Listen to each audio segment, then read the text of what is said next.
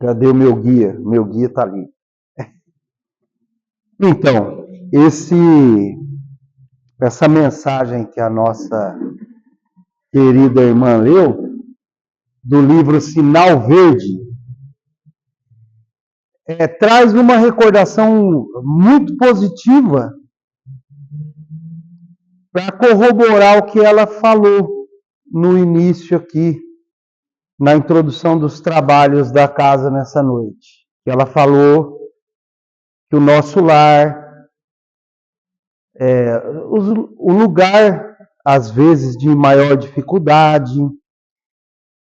E quando eu tinha aproximadamente 12 anos, eu estou com 58, quase 59, em janeiro eu faço 59. Lá em Jales, meus pais, participantes assíduos, braço direito da dona Janda, quem conheceu o lar lá transitório das crianças, conheceu, Zé Carlos? O lar das crianças em Jales? Era permitido na época, antes da criação do ECA, né? Era orfanato mesmo. Tinha mais de 80 crianças, de ambos os sexos lá, mas a grande maioria era homens mesmo. Era um lar de crianças. Eu fui criado lá. Lar Transitório São Francisco de Assis. Próximo a FACIP, que a gente até comentava ali fora. Quando tinha FACIP em abril, já começava o frio, e a gente cuidava do estacionamento e da barraquinha para arrecadar fundos. Como vocês fazem aqui? Mas aos 12 anos, eu não esqueço desse livro Sinal Verde, porque naquela época o Espiritismo não era tão estudado como hoje. Não tinha surgido ainda os cursos da federação, todos aqueles do livrinho azul, verde, amarelo, vocês devem ter tido aqui, né? Ajudei a divulgar esses cursos, porque aí eu já estava bem entrosado lá com o Dr. Luiz Carlos na Vila União. E nessa época não era tão estudado. E não existia quase o Evangelho no lar. Olha que interessante. Para introduzir o Evangelho no lar, por orientação da espiritualidade, a gente sabe, meu pai então determinou que eu e meus irmãos, o Ivan, que é presidente lá do Madô, é meu irmão, ele é gêmeo de um outro que está em Brasília já há muitos anos, foi para lá estudar e nunca mais voltou, não para morar, né? Ficou por lá, vem nos visitar uma vez por ano. Então ele determinou que eu e meus irmãos fôssemos aprender o Evangelho no lar na casa do saudoso Alberto Gandor. E o livro... Você conheceu o Alberto Gandor? O livro, um dos livros usados, esse Sinal Verde. Então é uma alegria muito grande o livro do Emmanuel, na mesma linha dos 4 que eu gosto de usar sempre, que eu nunca me aparto deles, o Via de Luz, Pão Nosso, Caminho, Verdade e Vida e...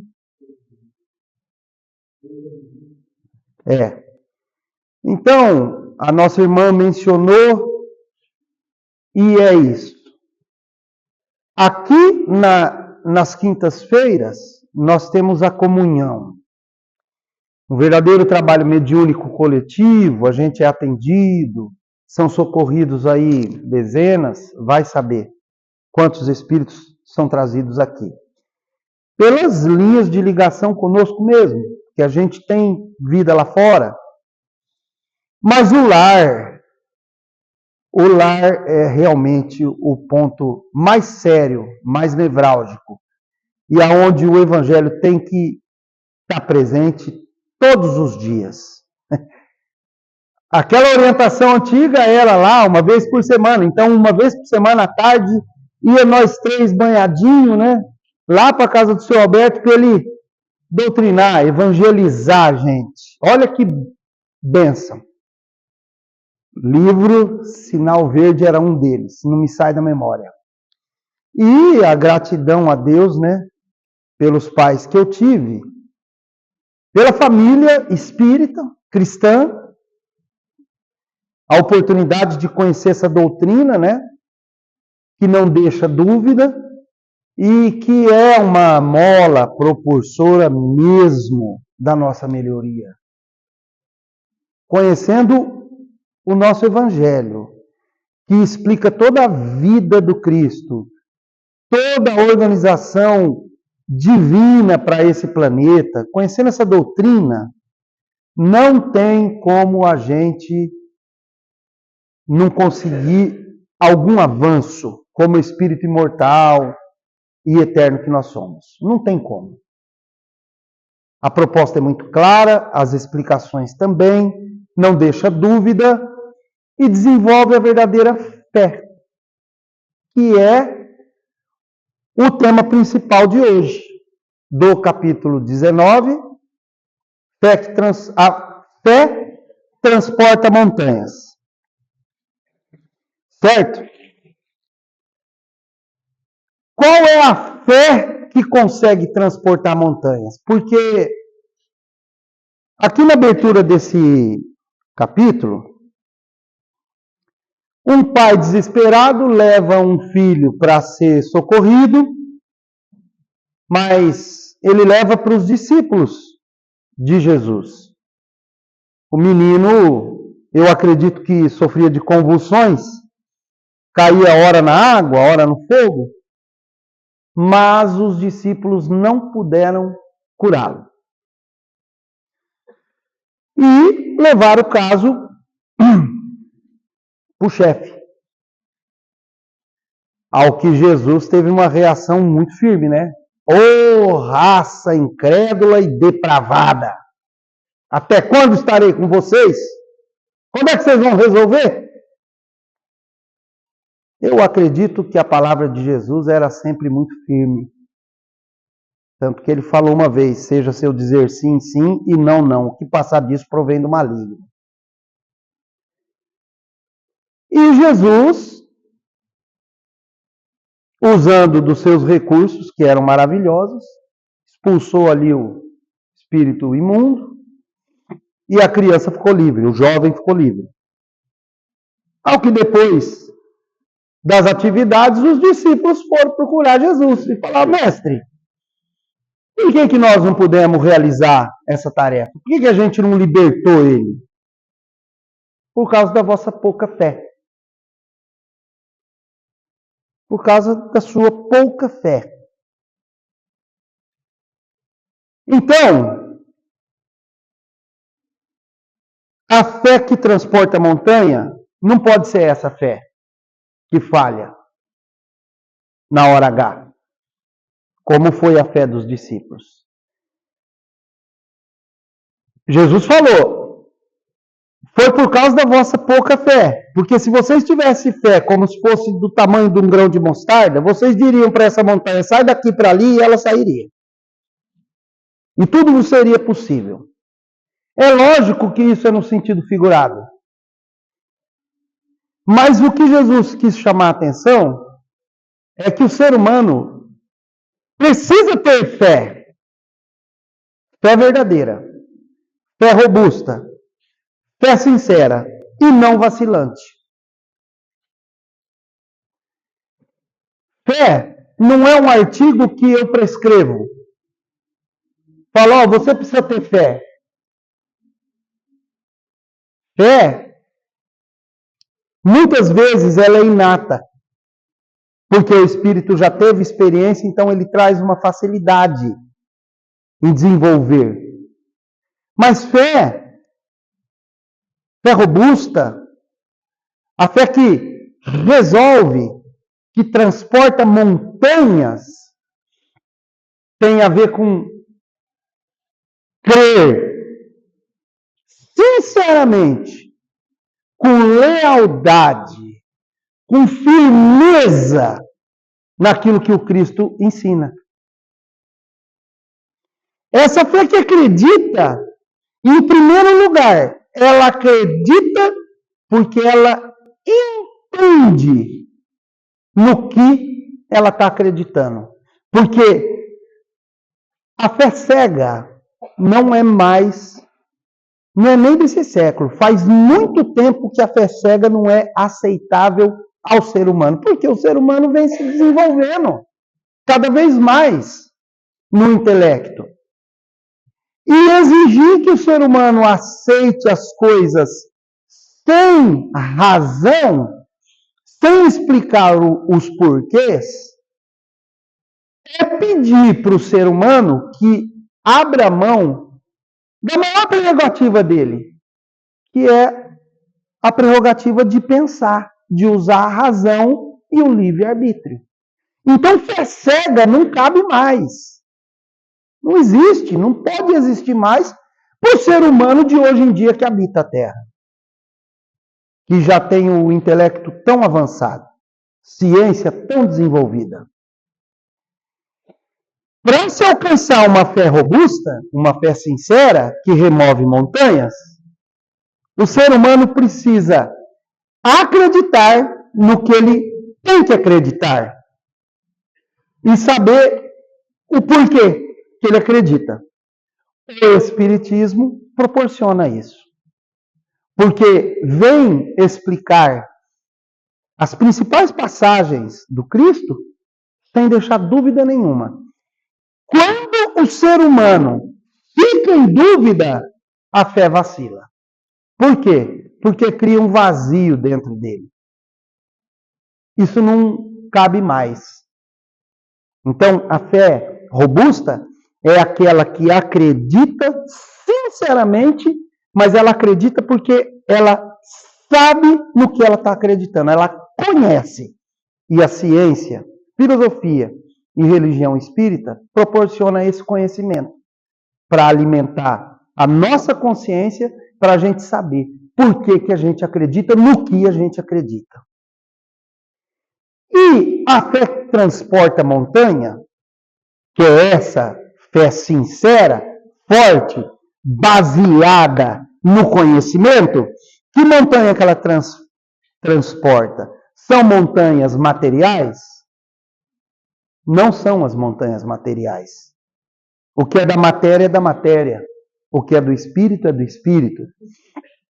São as dificuldades íntimas nossas que nos fazem sofrer mais quando a gente não consegue dominá-las. Má vontade, preguiça,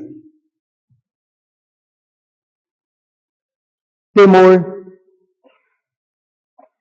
sentimentos inferiores, que a gente precisa acabar com eles de uma vez por todas, que são eles que geram todo esse caos que está no mundo ali fora, ódio, rancor, mágoa, culpa, remorso, né? Para mim é um dos piores que o ser humano pode ter. E esses sentimentos desencadeiam o que no ser humano? A maioria das doenças. Somatização de sentimentos mal resolvidos, pensamentos mal resolvidos. São montanhas quase intransponíveis para o ser humano. Para o ser humano que não tem fé. Porque o ser humano que tem a fé explicada e aceita por si mesmo, sem dúvida, ele passa a ter instrumentos para transportar essas montanhas.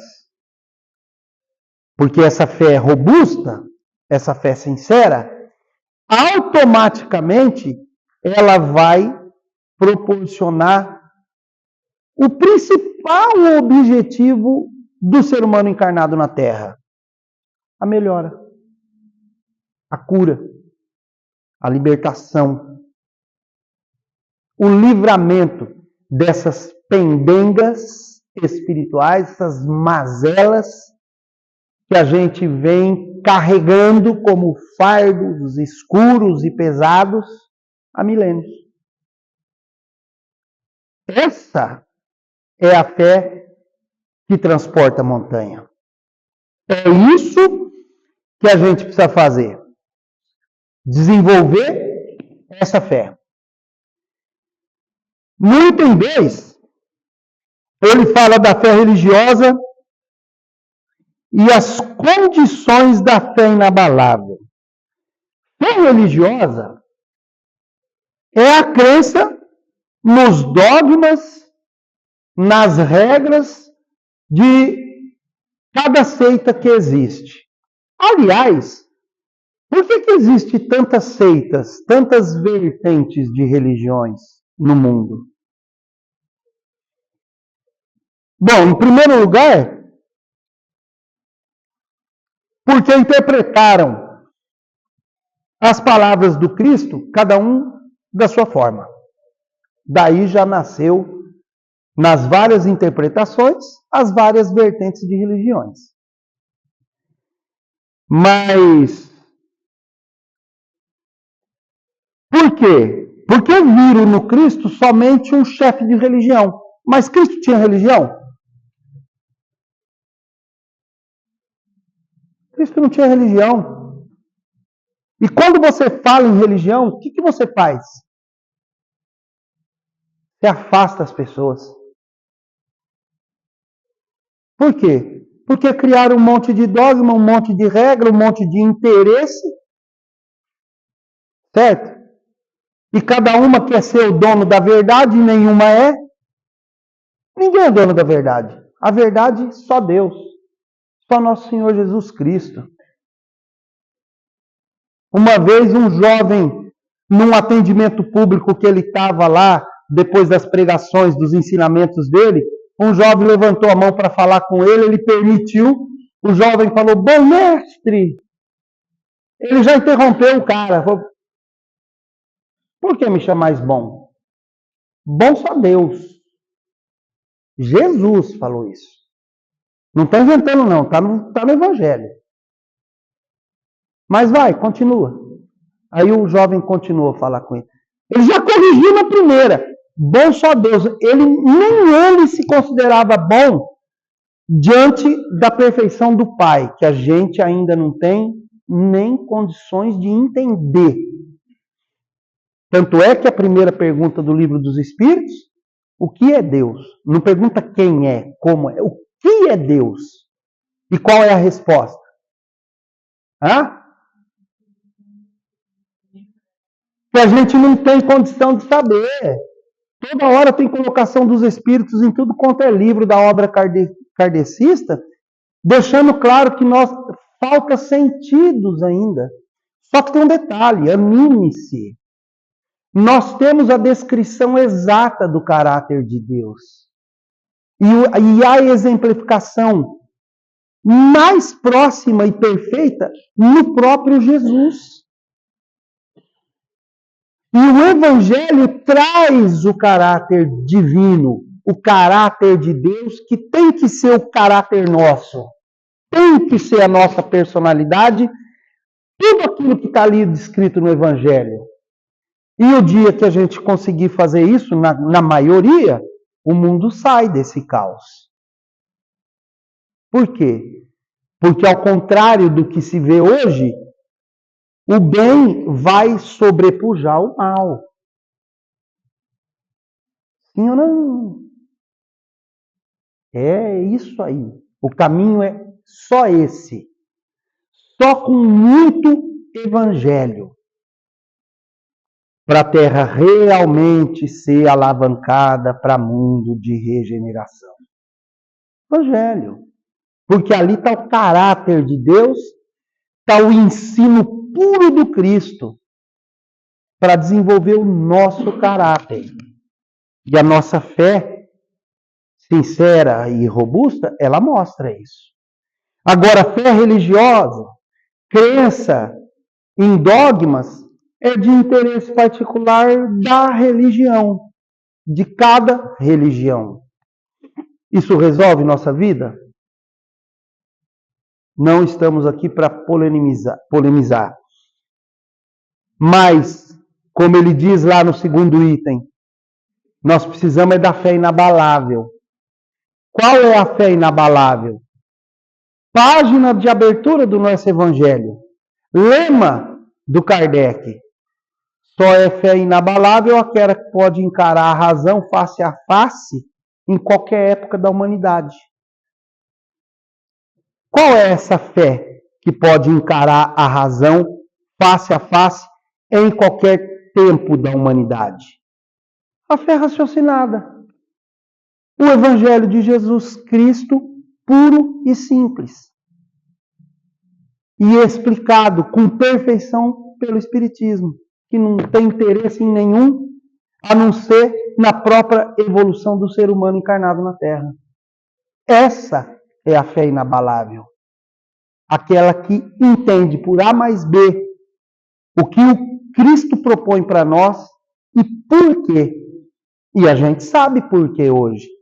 Hoje a gente sabe, não vou fazer tal coisa porque é pecado. Não, eu não vou fazer tal coisa porque a consequência daquilo vai machucar o meu perispírito. E para curar isso depois vai ser difícil. Eu não vou odiar ela, eu não vou matar ela por causa disso.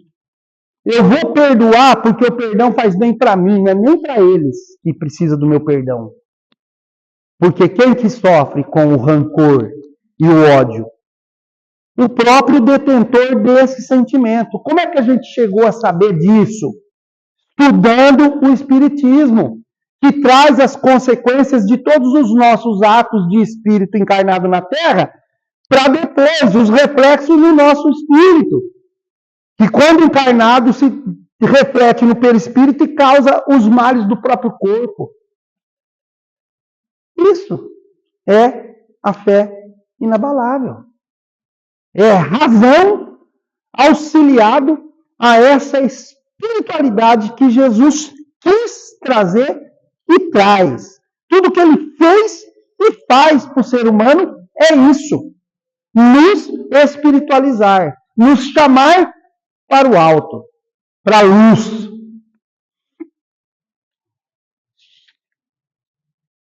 Aí tem a parábola da figueira seca.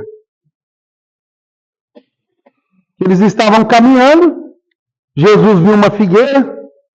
Todo mundo conhece uma figueira, né? É uma árvore enorme, frondosa, bonita, só que ela não tem fruto, né? Jesus foi até ela, não achou fruto e falou: que ninguém coma de ti fruto algum. E seguiram o caminho. E os discípulos ouviram. Quando eles voltaram, a figueira estava seca. Lógico que os discípulos foram nele, né? Mestre, figueira que o senhor amaldiçoou morreu, secou até a raiz. Falou: tenha bom ânimo. Toda planta que meu pai não plantou vai ser arrancada e atirada ao fogo. Quem que é a figueira seca? É lógico que isso é um sentido figurado.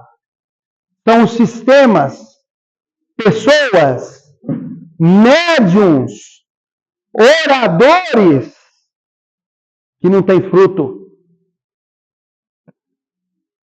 Tá? Muito cuidado com isso. Eu sou espírita. Grande coisa. Cadê teu fruto? Como que é a tua vida? Isso é o que interessa. Jesus nessa passagem e o nosso evangelho nessa passagem deixa claro quem é a figueira seca. No sentido figurado, são todos os sistemas, utopias e pessoas e dentro do espiritismo os obreiros, os médiuns que têm que dar fruto, mas não dá. É a figueira. Vai chegar uma hora que a circunstância vai fazer ficar seca até a raiz. Seca é sem graça, sem a graça, né? Sem resultados positivos, porque nós estamos aqui e as coisas deste mundo têm que ser criadas para darem resultados edificantes e positivos. Está na hora do ser humano abandonar tudo o que não tem importância na verdade, o que não resolve nada, O dia que o ser humano abandonar as ilusões, parar de se distrair com tudo que é ilusão e que não leva a nada, ele vai deixar de ser figueira para ser árvore frutífera verdadeira. E a vida vai melhorar em todos os setores. Falta dose de realidade para o ser humano. Mas muita dose. Vive como se não fosse morrer nunca e vive correndo atrás de sombra de avião. Se deixar, abre porteira para sombra de avião. Pirou. O ser humano perdeu a noção. Vive atrás de efemeridades que não levam a nada. Sendo que nós sabemos o roteiro que nós temos que percorrer para, após o desenlace da matéria, nos colocarmos numa situação um pouco mais feliz. E lá, meu amigo, não tem ilusão nenhuma. Lá é o sim, sim e o não, não. Prestou, prestou, não presta e acabou. Vai ter nova chance, porque Deus é misericordioso, mas perdeu a reencarnação. Perdeu as oportunidades sagradas e benditas, porque a gente sabe, através da fé robusta, sincera, estudada e razoável, cientificamente comprovada por tudo que o Espiritismo traz como ciência que ele é, da mais profunda que o ser humano pode ter acesso, sabe que para se ter uma oportunidade reencarnatória é difícil. Demora. Tem que ter gente que nos avaliza. Tem que ter gente que nos franquia a vinda. E mesmo assim tem que esperar. Como que é o nome da casa mesmo? Nosso Lar? Então, Nosso Lar. Lê o Nosso Lar. Vê a trajetória lá do pseudo André Luiz, que aquele nome é pseudônimo, né? Mas foi um espírito, a história é verdadeira. Ele passou aquilo lá que ele passou mesmo. Nosso Lar. Lê Getúlio em Dois Mundos para você ver a decepção daquela criatura que pela segunda vez veio com compromissos na área da política e faliu feio. Lê para você ver como foi a retomada de consciência desse espírito e tudo que ele sofreu lá depois. Getúlio em Dois Mundos. Então, meus irmãos, a coisa é séria. Nós temos condição, hoje, pelo estudo do Espiritismo, de escolher e também saber separar o que é figueira seca e o que é árvore frondosa e frutífera e útil. Porque o que a humanidade está precisando é de coisas úteis e que edificam realmente, em todos os setores. Está na hora do ser humano acordar e abandonar tudo o que não serve. O que não serve para ele como espírito eterno que ele é. Sabendo que ele tem que deixar uma pampa rica e não a pampa pobre que ele vem deixando há milênios. Ele tem que deixar estrutura para os filhos e netos e novas gerações, estrutura no bem, na caridade. Tem que desejar um reino divino na terra mesmo. Ele tem que desejar que hajam tempos de paz, prosperidade, progresso da ciência, de mãos dadas com a religião, para alavancar a felicidade de todos os seres humanos. Aonde o mais forte tem que pegar pela mão o mais fraco e conduzir e trazer com paciência. Sem falar em religião, sem ofender crença, mas ensinando com amor e caridade. Porque o Cristo não teve religião, ele tinha amor. Amor. E tem amor por essa humanidade. Só ele para ter mesmo. Porque se fosse a gente já desistiria. Mas ele é o Cristo. E essa fé ela é divina ou é humana? Humana quando a gente acredita nas possibilidades que a gente pode criar para desenvolver os projetos que a gente tem que desenvolver. Isso é fé humana.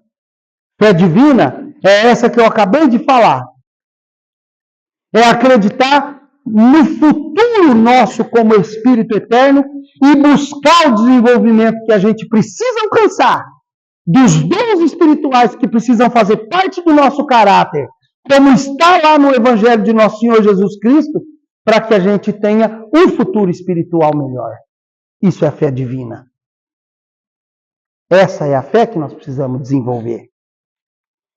Então, fé, meus irmãos,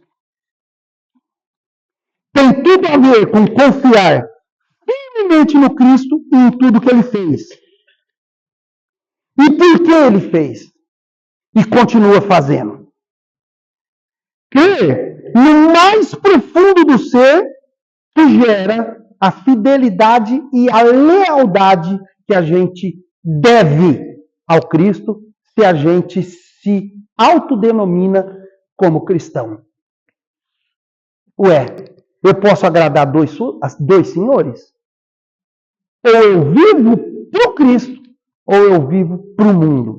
E essa fé, essa lealdade, essa seriedade no compromisso pessoal com o nosso Senhor Jesus Cristo é que me leva a trabalhar toda a minha vida em todos os setores para eu me melhorar e automaticamente melhorar tudo que está à minha volta. No meu trabalho, no meu lar, nos meus filhos, nas pessoas que olham para mim e tem que ver na minha vida um evangelho aberto. É isso que eu tenho que fazer. Se eu me denomino cristão. Se eu me atrevo a ocupar o púlpito e falar do evangelho de Nosso Senhor Jesus Cristo, eu não posso ser infeliz ao ponto de sair lá fora e levar outro tipo de vida. Não posso ter tamanha hipocrisia na minha vida. E quem me conhece sabe que, no meu caso, não tem. Paga-se um preço alto, mas vale a pena porque, como disse na lição que a nossa irmã leu, a colheita é, no mínimo, a consciência tranquila. Quer uma prova? Quantos minutos demora para dormir? 3 segundos. Isso já é o prenúncio de uma felicidade na Terra, porque quantos dormem à base de remédio? Conseguir dormir e ter consciência tranquila já é uma das maiores felicidades que se pode ter nesse planeta aqui. Então, meus irmãos, fé tem tudo a ver com atitude contínua. Fé não é o momento que a gente está dentro da igreja, no culto, ouvindo um louvor que toca o coração e emociona, chora, ou não, vendo como é que chama que o pessoal usa? Você perguntou se eu ia usar, é data show. Eu não sei nem o nome. Eu não sei nem o nome. Projetor, data show, emociona. Isso não é fé. Fé é atitude contínua. Fé verdadeira e robusta que move montanha, que move as montanhas, tira as montanhas das nossas dificuldades, é atitude e postura contínua de quem acredita no Cristo e sabe por que acredita. Que Jesus nos abençoe, nos ilumine,